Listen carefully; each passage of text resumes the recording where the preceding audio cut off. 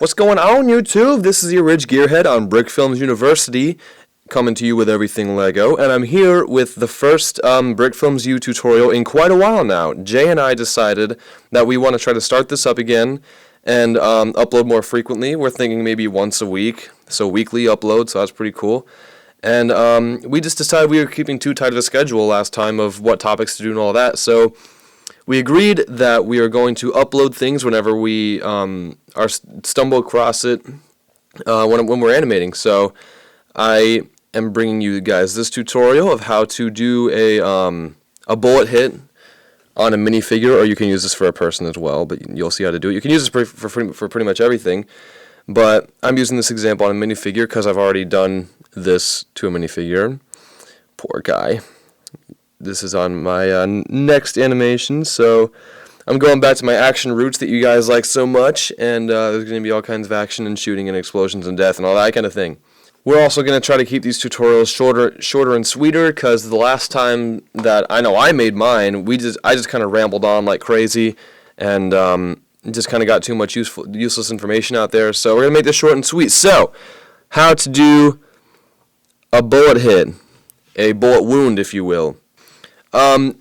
So one thing I want to say before we start is that, if you guys are under 18, get your parents to help you with this, because it does involve very hot objects and like a stovetop or some kind of open flame, something like that. So, if you guys don't feel comfortable doing this, or if you're a youngster, then get your parents to help you with this, because I don't want to get sued. So now that we got that out of the way, let's begin. Okay, so I'm here in my kitchen next to the stovetop. You're going to need three things. You're going to need your victim, which is very blurry. You need your victim, a nail, size depending on how big you want the bullet wound to be. So the bigger the gun, if it's like a minigun of some kind, then get like a big nail. But if it's just a pistol, then a smaller nail will do.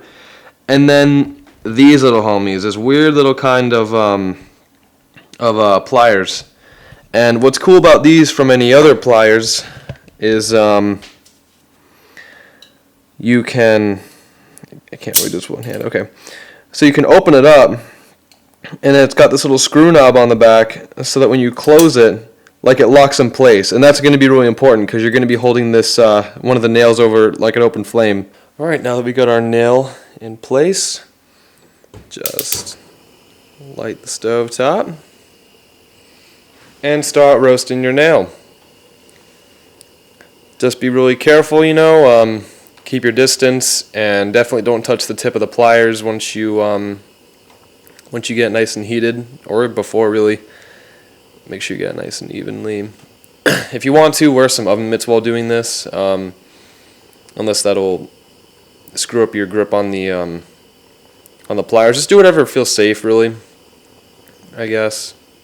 And like I said, if you guys are under 18, then definitely get your parents to help you out with this, because it obviously can be dangerous. So, got a little bit of an orange flame there. Okay, that should be good and hot. And you don't want to wait a whole lot before, I just gotta get the camera ready. You don't want to wait a whole lot. So then, you just get your minifigure and press it into the desired spot.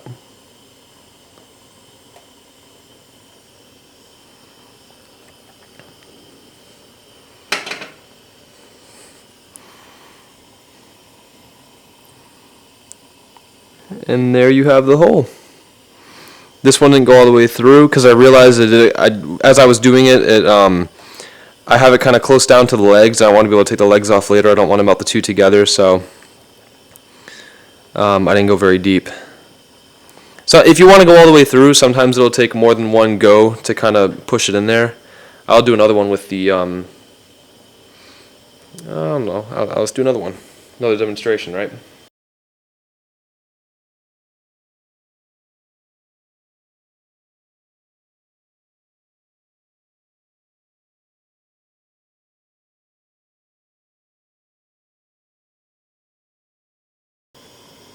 Through his shoulder.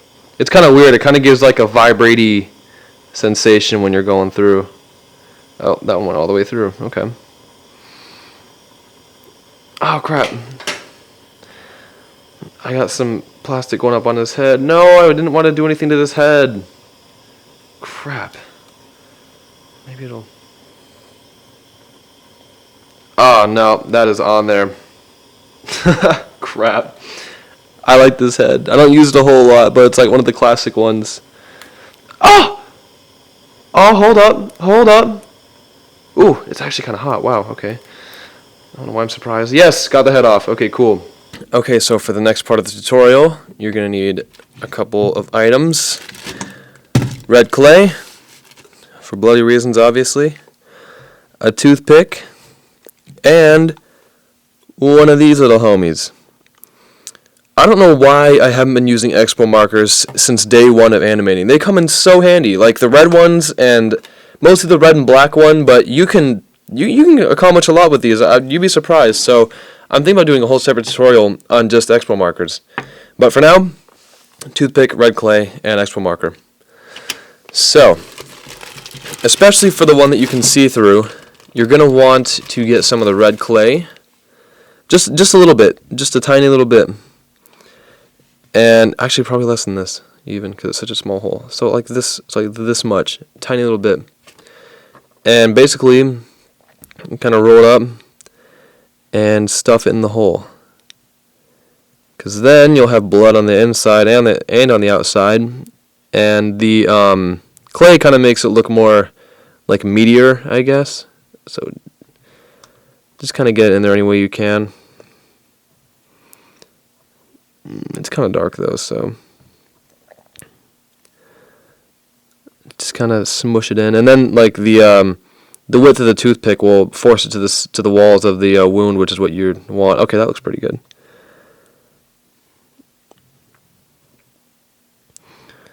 So, kind of get the excess on the end of it away. Just use your finger or the toothpick. Maybe a Q-tip would work as well. I use those sometimes.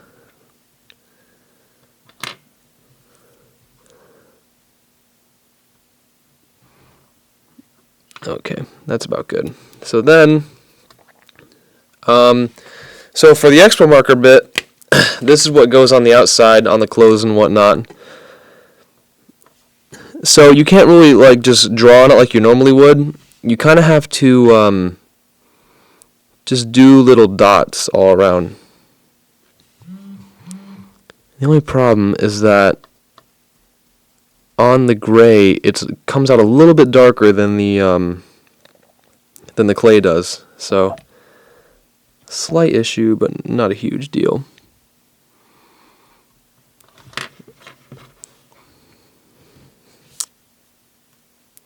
So get it like above it a little bit, but you want a lot of it to be below, to show that's like running through his clothes, you know. So.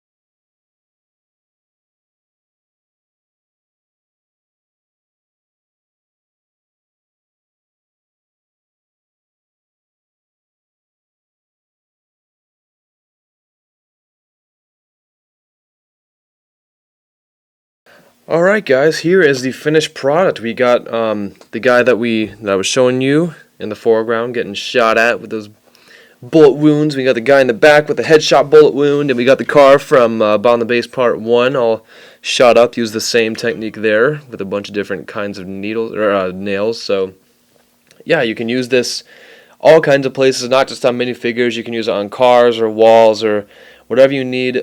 Some final tips before I end this video. You know, obviously this process is irreversible.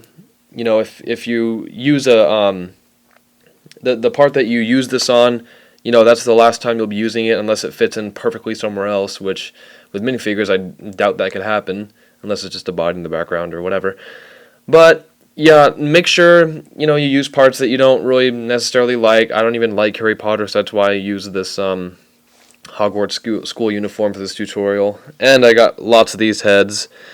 For the truck though, yeah, I'm actually kind of disappointed I'll never get back to normal again, but I can replace all the parts that have been shot up on, and hopefully it's not a huge loss. So that's what that is. As always, guys, be safe when you're doing this because it is dangerous. For like the third time, get an adult to help you if you need to.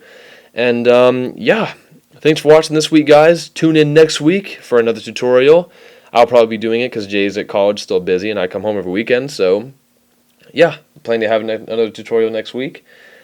See you guys then. This is the Orig Gearhead signing off from Brick Films U. Class is dismissed.